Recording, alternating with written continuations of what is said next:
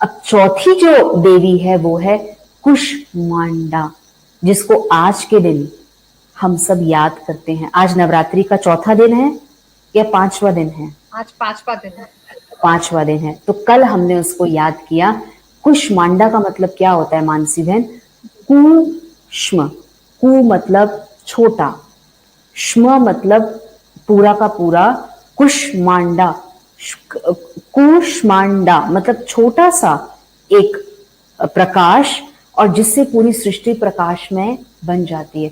कुष्म, कुष्म उसमें वार्मथ मतलब गर्मी के, थोड़े से गर्मी से एक प्रकाश में काया निकलती है। अब इसकी बहुत अच्छी एक बात है शास्त्रों में, जिसको पढ़ के हमें भी बहुत अच्छा लगा। दुनिया में जब ये दुनिया बनी तो इसमें प्रकाश नहीं था, और देवियों का आना धरा पर कोई ना कोई कार्य के अर्थ था। जैसे शैलपुत्री आई, क्यों आई? क्योंकि उसने ब्रह्मा विष्णु शंकर से जो शक्तियां ली या शक्तियां देखी, उस पे काम करते हुए, और ब्रह्मचारिणी ने अपने ब्रह्मा के आचरण में रहते हुए, उसके उच्चारण को मानते हुए दुनिया को दिखाया कि सन्यासी क्या शक्ति होती है। और चंद्रघंटा ने, देवी आई, उसने क्या किया कि कैसे विकारों पर विजय प्राप्त करके हम एक अपना सौम्य रूप दिखा सकते हैं।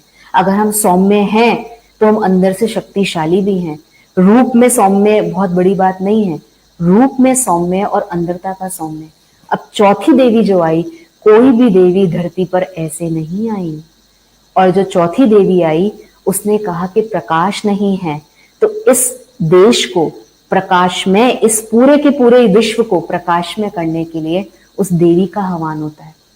जब वो देवी की आती है, धीरे धीरे वो आती है और फिर पूरा प्रकाश में होता है।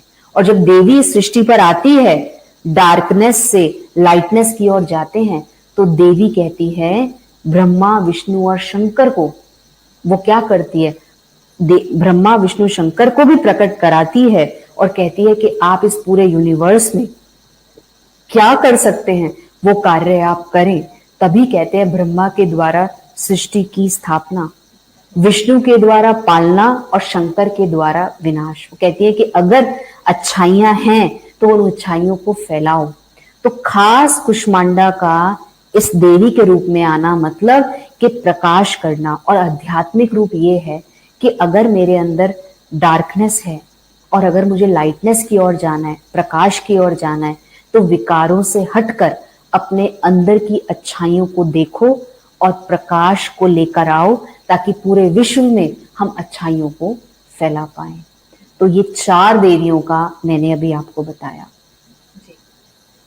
अब इसमें आप देखो, अगर कुष्मांडा को देखो तो उसने भी अपने कितने सारे हाथ सब दिखाए, ठीक है, और उन सभी हाथों में शस्त्र है, और उन शस्त्रों पे सवारी, और उस देवी की सवारी फिर किस पे दिखाई?